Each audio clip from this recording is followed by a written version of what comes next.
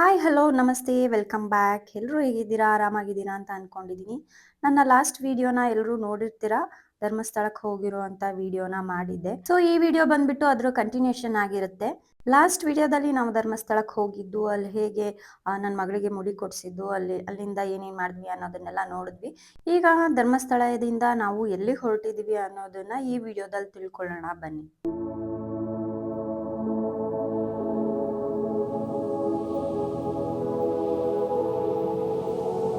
ನಾ ಮುಟ್ಟದೆ ಮಾಡಿ ಇನ್ನೊಂದ್ಸಲ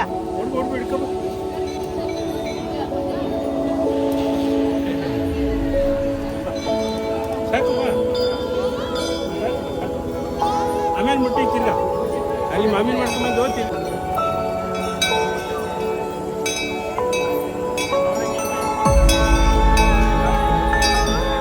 ಸೊ ಎಸ್, ನಾವು ಧರ್ಮಸ್ಥಳದಿಂದ ಡೈರೆಕ್ಟ್ ಆಗಿ ಸೌತಡ್ಕ ಶ್ರೀ ಗಣಪತಿ ದೇವಸ್ಥಾನಕ್ಕೆ ಬಂದ್ವಿ. ಎಲ್ರಿಗೂ ಗೊತ್ತಿರುತ್ತೆ, Dharmasthala to Subrahmanya on the ವೇಲಿ ಈ ಒಂದು ಗಣಪತಿ ದೇವಸ್ಥಾನ ಸಿಗುತ್ತೆ. ತುಂಬಾನೇ ಫೇಮಸ್ಸು.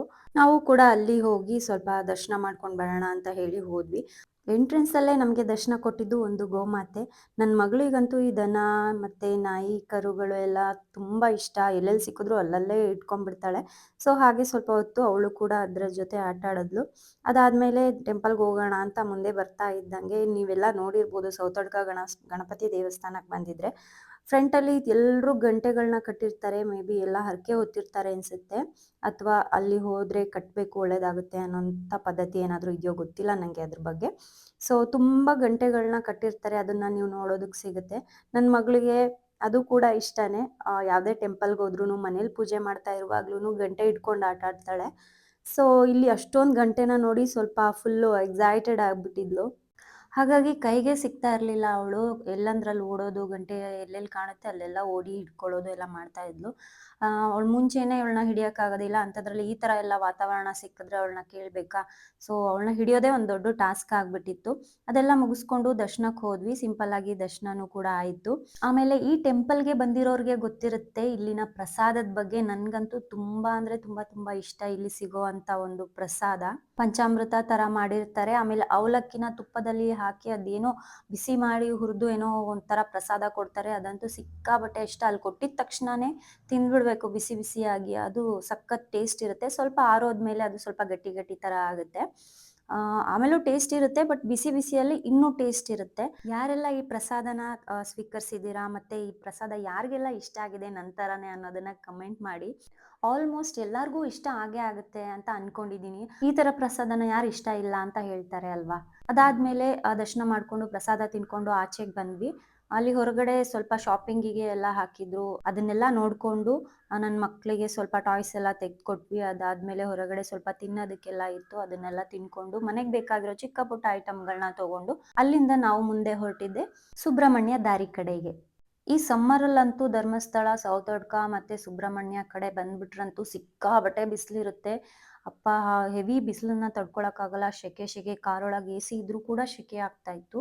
ಅದೇ ಶೆಕೆಯಲ್ಲಿ ಹೋಗಿ ಅಂತೂ ಇಂತೂ ಸುಬ್ರಹ್ಮಣ್ಯ ತಲುಪ್ಕೊಂಡ್ವಿ. ಇನ್ನು ಅಲ್ಲಿ ಕೇಳ್ಬೇಕಾ, ಸ್ಲಿಪ್ಪರ್ ಬೇರೆ ಕಾರೊಳಗೆ ಇಟ್ಟು ಪಾರ್ಕ್ ಮಾಡಿಬಿಟ್ಟಿದ್ವಿ. ಅಲ್ಲಿಂದ ಸುಬ್ರಹ್ಮಣ್ಯ ಟೆಂಪಲ್ವರೆಗೂ ಹೋಗೋಷ್ಟ್ರೊಳಗೆ ಕಾಲೆಲ್ಲ ಸುಟ್ಟೋಗ್ಬಿಡ್ತು, ಅಷ್ಟು ಬಿಸಿಲಿತ್ತು.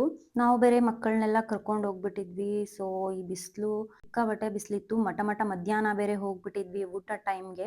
ಹಾಗಾಗಿ ಮಕ್ಕಳನ್ನೆಲ್ಲ ಸ್ವಲ್ಪ ನಾನು ನೋಡಿ ಫುಲ್ ಎಲ್ಲ ಮುಚ್ಚಿ ಹಾಕೊಂಡ್ಬಿಟ್ಟಿದ್ದೀನಿ ಅವಳನ್ನ. ಆದ್ರೂ ಕೂಡ ನೀಟಾಗಿ ಮುಚ್ಕೊಳಕ್ ಆಗ್ಲಿಲ್ಲ. ಅವಳ ಆಚೆ ಈಚೆ ತಿರುಗ್ತಾ ಇದ್ರೆ. ತುಂಬಾ ಚಿಕ್ಕ ಮಕ್ಕಳನ್ನೆಲ್ಲ ಕರ್ಕೊಂಡ್ ಬರುವಾಗ ವಿಂಟರ್ ಅಲ್ಲಿ ಕರ್ಕೊಂಬಂದ್ರೆ ಒಳ್ಳೇದ್ ಅನ್ಕೊಂತೀನಿ.